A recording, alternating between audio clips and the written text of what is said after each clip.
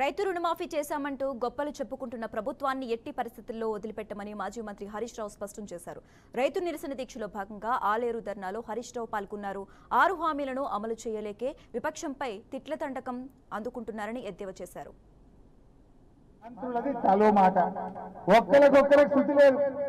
అబద్ధాలు చెప్పి గోల్మాల్ చేసి రైతుల్ని మోసం చేస్తామనుకున్నారు.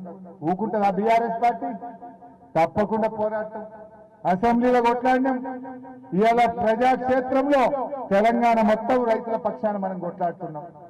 ఏ ఒక్కటి కూడా రైతులకు ఇచ్చిన హామీ అమలు చేయలేదు. కేసీఆర్ గారు రైతులు నిజంగా రాజు చేయాలనుకున్నాడు.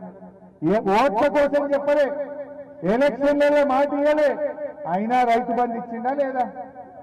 మనం ఎలక్షన్ల ముందు రైతు బంధు ఇస్తామని చెప్పినామా? ఓట్ల కోసం మాట ఇచ్చినామా? ఓట్ల కోసం చెప్పకపోయినా 11 విడతల్లో 72,000 కోట్ల రూపాయలు రైతు బంధు ఇచ్చిండు కేసీఆర్.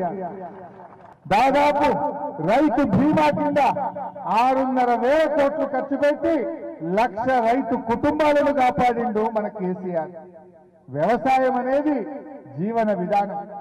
ఆ వ్యవసాయం బాగుండాలి అని కేసీఆర్ ఆలోచన చేసింది. రైతు బాగుంటే రాజ్యం బాగుంటుంది. అందరికి వ్యవసాయ కూలీలకు పని దొరుకుతుంది, ట్రాక్టర్ డ్రైవర్లకు పని దొరుకుతుంది, వరి కోత మిషన్లకు పని దొరుకుతుంది, రైస్ మిల్లుల్లో పనిచేసే హమాలీలకు పని దొరుకుతుంది. రైతుకు చేతి నిండా పని ఉంటుంది, 4 రూపాయలు ఉంటాయని వ్యవసాయాన్ని కేసీఆర్ బలోపేతం చేసింది. మీ అందరికి తెలుసు.